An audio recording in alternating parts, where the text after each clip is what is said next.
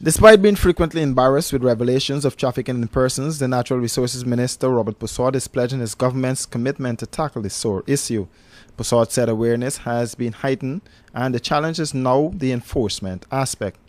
So there is a toughened approach on this matter, and also what we will be doing is working. I've already spoken to the Minister of Human Services.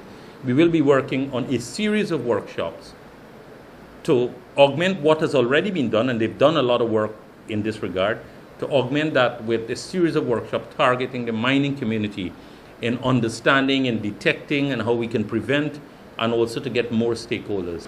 Well, with any activity that is blossoming, you have the good and the bad, and we have to put in place the necessary measures to prevent and disallow the bad elements.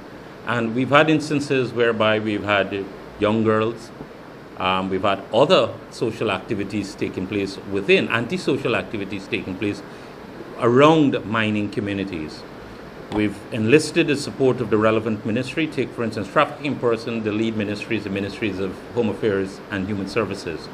We have sought to provide support through our agencies and to support their efforts.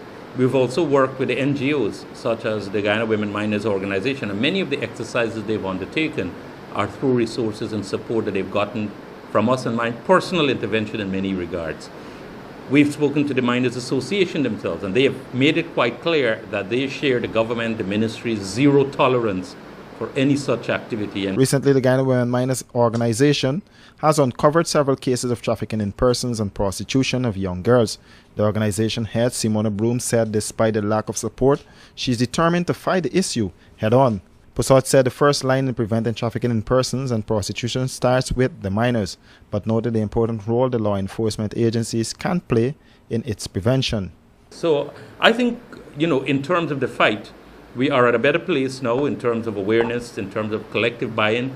There's strong will, there's strong resolve, and whether it's trafficking in person, whether it's prostitution, whether it's the use of illegal substance or any other antisocial, I think the mining communities today resolved, and we've gotten the support of the miners themselves to take steps. And I want again to appeal to them that the first line in terms of preventing this lies with the miners.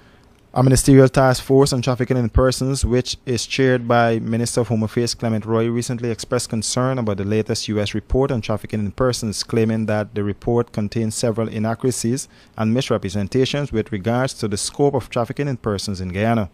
The report pointed out that the government failed to demonstrate evidence of increasing efforts to hold trafficking offenders accountable with jail time over the previous reporting period.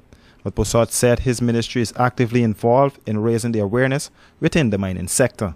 And we're looking at an interagency exercise where we will provide some of the wherewithal and have the law enforcement agencies go in and make regular visits and raids to ensure that we root this out. And the Minister of Home Affairs has given his full support for this, and certainly the law enforcement agencies and even the Guyana Defence Force working with the mining community to ensure that even the shops where you have the landings too, not necessarily in the mining camp, a lot of these take place in the landing and where you have some illegal and some also some unregulated structures and activities taking place. The Guyana Women Miners Organization has been actively going into the country's mining areas, rescuing girls who are being held against their will and being forced into prostitution. Reporting for Capital News, Royston Drake.